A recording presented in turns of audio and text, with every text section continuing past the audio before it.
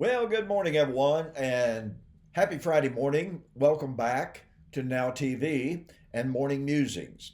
I appreciate you being with me so very, very much. Now, you obviously noticed my green screen in the back here, and the reason I haven't taken it down is because, as most of you know, I've been announcing it.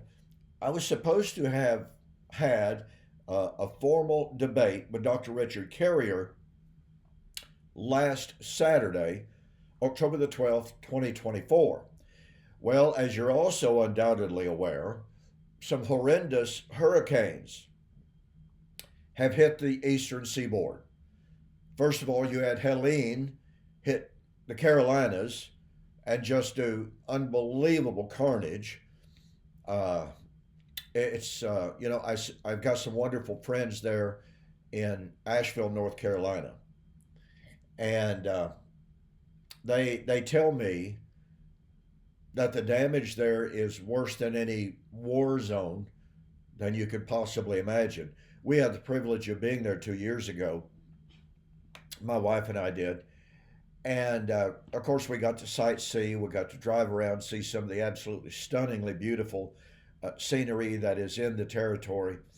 And they told me, my friends there in Asheville did, um, all of the places that we went, all of the beautiful scenery, all of the beautiful architecture that we got to see 2 years ago is simply gone. And the power of Mother Nature, the destructive power of Mother Nature, is almost beyond description. And I know a little bit about the power and the danger of a flood.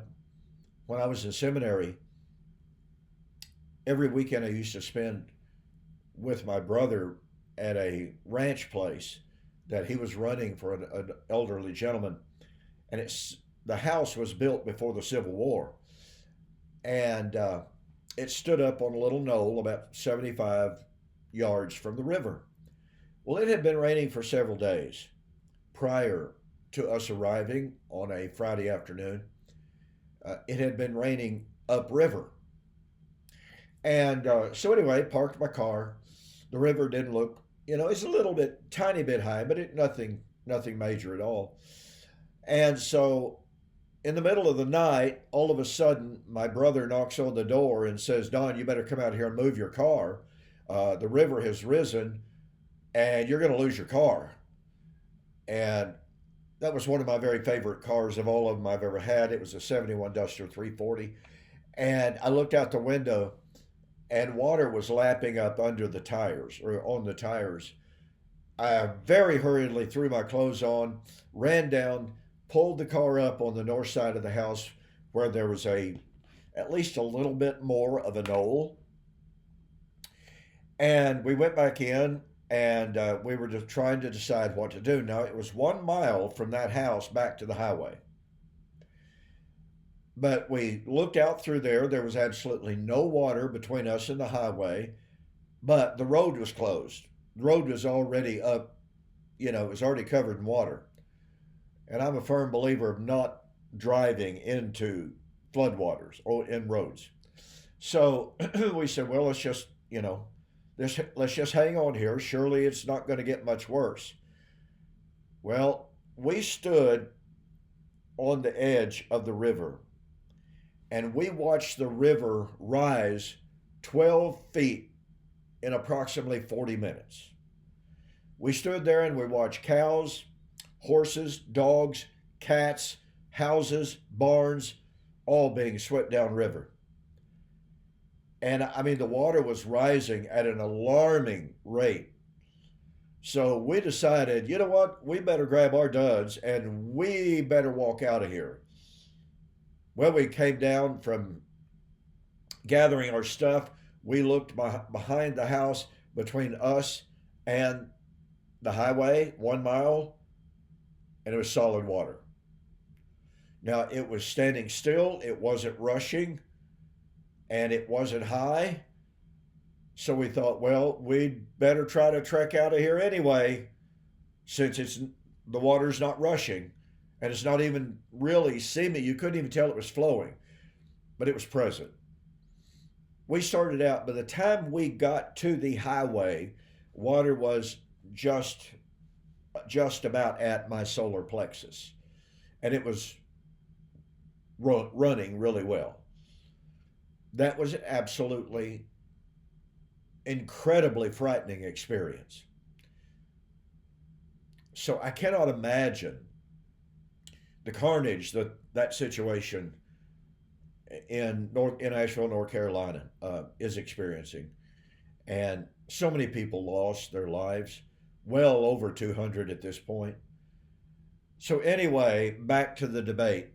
I got a phone call last week uh, from Derek Lambert, who is the sponsor and the host of Myth Vision, the host of the debate.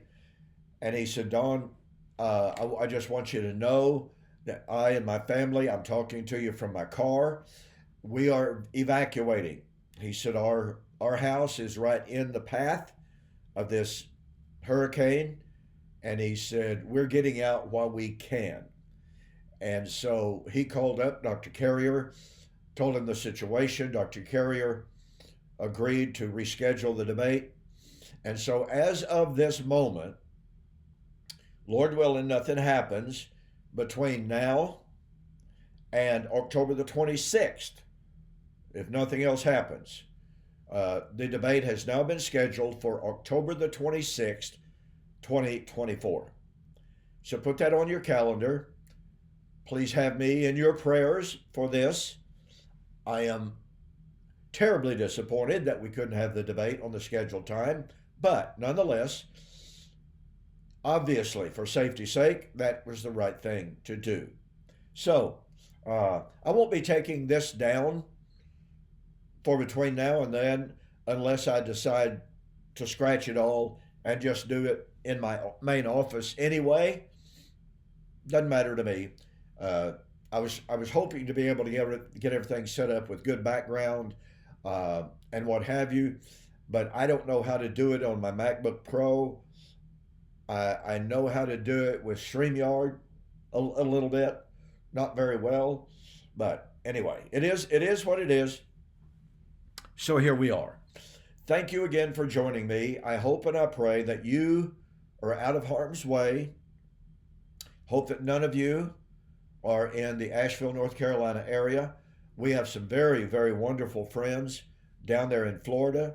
2 years ago, I think it was, pardon me, that the hurricane hit down there. Our friends lost a lot. Now, yesterday, with the landfall of this current hurricane, guess what? Their home was right straight in the path. It's unbelievable. And it's so sad. So, again, I hope, my prayer is that you're not in the path. My hope and prayer is that you're safe. My hope and prayer is that if you need help and assistance, you can find what you need there. Horrific times. Another moment here. I've just got to say a word here.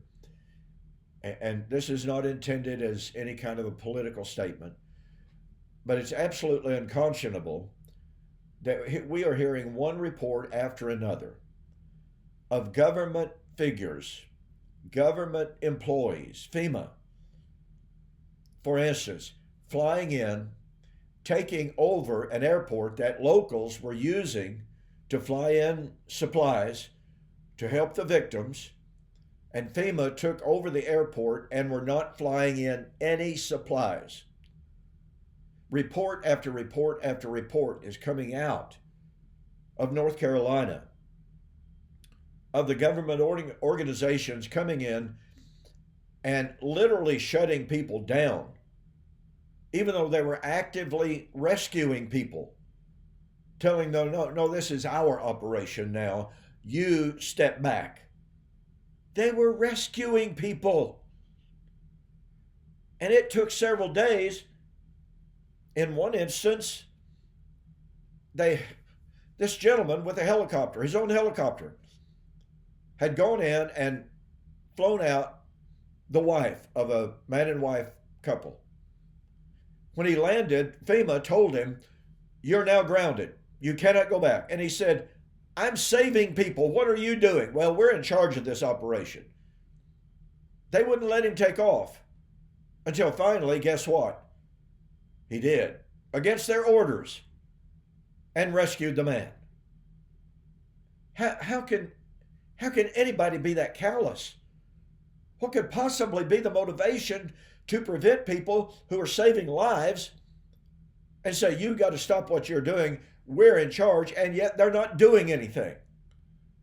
Well, that's quite a political statement, even though I really didn't intend for it. I'm just so frustrated that they're playing politics, and they're playing politics with people's lives. This is absolutely unconscionable. And to be honest about it, heads ought to roll as a result of actions such as this. Priority is people's lives. It's not who's getting the credit. It's people's lives. Okay, I'm off my soapbox, but I just had to say that. Okay, let's pick back up then with our study of the challenge of Christ. You know, you really ought to have John chapter 10, 37 memorized by now, right? Because I've been sharing this passage with you, 4 years? Jesus said, and he's standing in front of unbelieving Jews who desperately want to find fault with him. They want to be able to say, "Oh, you're a violator of the law, so we're going to kill you." They want to be able to hang some charge on him. Jesus turns to that hostile crowd. And he said, "If I do not do the works of my Father, do not believe me. Do not believe me for my word's sake, believe me for my works. If I do the works of my Father, do not believe me for my sake, though you do not believe me. Believe the works, that you may know that I am in the Father and the Father is in me." That's a bit of a paraphrase, but you get the idea. Jesus was throwing down the gauntlet and saying, if I fail in my prophecies, in my predictions, if I fail to do what I say the Father sent me to do, don't believe me. That's what Dr. Carrier and I will be debating October the 26th. Because Dr. Carrier says, well, you know, Jesus, if he existed, Jesus failed or he lied. So I ask you, my audience here on Now TV, can you answer the challenge of Christ? Can you show that Jesus did not lie, Jesus did not fail when he said, "The Son of Man will come in the glory of the Father with his angels, and shall reward every man according to his works. And verily I say unto you, there are some standing here which shall not taste of death until they see the Son of Man coming in his kingdom." Look, folks, you can't divide those verses. You can't have verse 27 referring to the end of time and verse 28 speaking of Pentecost or AD 70. No, the verses are inseparable. Verse 28 is telling us when verse 27 would be fulfilled. The grammar of the text absolutely demands it. And I have people all the time and say, "Preston, you don't even know what you're talking about. Verse 27 truly is the end of time." And verse 28, yes, Jesus is saying he's definitely coming, but it's not talking about verse 27. Verse 28 is AD 70, verse 27 is end of time. Folks, that doesn't even make good nonsense. It is ridiculous. I don't want to be unkind here. Certainly do not want to be disrespectful. I tried doing that. Okay, I tried dividing these verses and divorcing them from one another until I finally began to realize grammatically, contextually, you can't do that. It is a violation of the grammar. So the great question, therefore, is since Jesus unequivocally said his coming in the kingdom, in judgment, and make no mistake, folks, Christ's coming in judgment is his coming in the kingdom. Matthew 25:31 and following. When the Son of Man shall come and sit on the throne of his glory. Throne, parousia. Throne, kingdom. That's what it's all about. At his coming. So, Jesus conflated his parousia, his coming, the judgment, and the kingdom. And he said undeniably and unequivocally that some of the people standing there around him there that very day, 2,000 years ago, they would not die until they saw that event. Matter of fact, a very quick little additional thing here. In Mark chapter 8:38, Mark chapter 9, verse 1, there's an unfortunate chapter division here. But in Mark chapter 9, verse 1, verily I say unto you, there are some standing here which shall not taste of death. But Mark adds some linguistic nuance. The Greek of the text can be rendered something like this. Some standing here will not taste of death until they have seen that the kingdom has come. In other words, they would live until the parousia. They would live through the parousia. They would look back on the parousia. Folks, that's powerful. That is extremely powerful. And yet commentators, except the skeptics, except the atheists and the agnostics, commentators try to get around it. They try to avoid it. They try to escape it. They try to mitigate it. It will not go away. And unless you and I are equipped with the knowledge of the truth, with the knowledge of the nature of the coming of the Lord, then when we are confronted by the atheist, the agnostic, the skeptic, the Jew, the Muslim, when we are confronted with that challenge of Christ, when they say, see, the language is clear, the language is undeniable, you can't deny the Greek, when we are confronted with that and they say, your Jesus failed, your Jesus lied, like Dr. Carrier believes, how are you going to answer that? You can't just say, oh, well, I'll leave that to my preacher. I'll leave that up to the professors. I'll leave that up to somebody else. No, ladies and gentlemen. Peter said, sanctify Christ as Lord in your hearts. He didn't say, let the preachers be prepared to answer this now. Let the elders and pastors, let them be prepared to answer these questions for you. Peter was writing to regular, everyday, ordinary Christians, and he said, sanctify Christ as Lord in your hearts, and be ready always to give an answer. Greek word apologia, an answer, a logically ordered defense for the hope that lies within you. Gads, folks, this is important. Okay, I've got to move on. I've been sharing with you the concept of how the Old Testament and the New posit the coming of Christ within a thematic context that I have described as seeing this and knowing that. And what do I mean by that?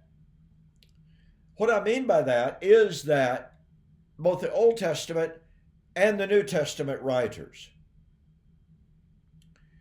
would see certain events, certain historical, visible events. And in those visible historical events, they would know that God is Lord. 83 times, let me remind you, 83 times in the Old Testament, God said he was going to use this nation over here to judge this nation over here. And he said that he was going to do it in order that they may know that I am the Lord. So they would see the visible events of an invasion by party X of party Y. Assyria would invade, for instance, Egypt, Isaiah chapter 19 and 20. That invasion was described as, behold, the Lord rides on a swift cloud and comes into Egypt. All the fish of the river would dry up. All the birds of the air would die. The land would be desolate. It's the day of the Lord. But in chapter 20, we are told that it was King Sargon and his Rabshakeh, his general-in-chief. It was King Sargon who was sending his armies to invade, to conquer, and to destroy Egypt. So, what would they see? Well, they would see this, the invasion of Egypt by Sargon and the Assyrians. But they would know that Yahweh is Lord, because in his sovereignty, he was using the Assyrians. For instance, in Isaiah chapter 10, 5 and 7, O Assyria, the rod in my hand. What? What do you mean, Lord? The Lord said, the Assyrian thinks it's his gods that are empowering him.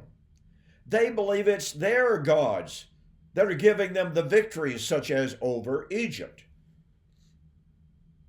The only thing in their mind is treading down into the mud the bodies of the slain that they killed. They did not realize they were God's rod, they were God's staff. Again, Isaiah 10, 5 to 7. So the people, the Egyptians and all surrounding peoples, would see this, the destruction of Egypt, at the hands of Sargon and his armies. In seeing this, they would realize it was the day of the Lord. It was the Lord riding a swift cloud into Egypt, but it was not a visible God on a visible cloud. It was God in his sovereignty using Sargon to destroy Egypt. They saw this, they knew that. Now, folks, there's so many examples of this in the Old Testament.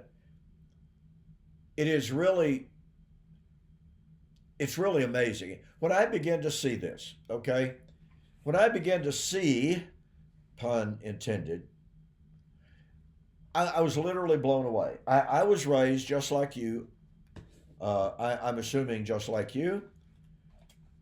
I was raised believing, well, you know, the day of the Lord, day of the Lord is when God comes, when Jesus Christ comes out of heaven, riding on a literal cloud to put an end of time. But as I begin to see all of these multitudinous Old Testament passages, and then I realized that the New Testament language of the parousia of Christ, the day of the Lord Jesus Christ, It hit me like the proverbial Mack truck running over me. And I only had one of two choices. I had a choice of saying, well, okay, that's the way it was under the Old Testament. But in the New Testament, we're talking about the person of Jesus Christ, the incarnate Son of God. Well, folks, the problem of it is the incarnate Son of God ascended into the heavens back to the glory that he had with the Father before time began. John chapter 6, verse 4 and 5. He had divested himself of the form of God. He laid that off, took upon himself the form of man, was found in fashion as a servant, in form as a man, and he tabernacled temporarily. That's what the image of tabernacle means. Tabernacled among men. But when he went back to heaven, he sat on the right hand, enthroned at the right hand of the Majesty on high. And his parousia, and we'll get to this next week, his parousia was to reveal him as having the full prerogative of judgment, so that from henceforth, after his ascension, all men would honor him as they honor the Father. Why? Because he would act in judgment, in sovereignty, in the same way that he had seen the Father act in judgment. John chapter 5, 19 to 21. Folks, you just got to catch this. Okay, so look, I'm basically out of time for today. I hope it hasn't seemed like I have wandered, but I just wanted to reemphasize and to drive home how important it is to see Jesus Christ exalted, sovereign, King of kings, Lord of lords, coming as the Father had come. Out of time. See you next week.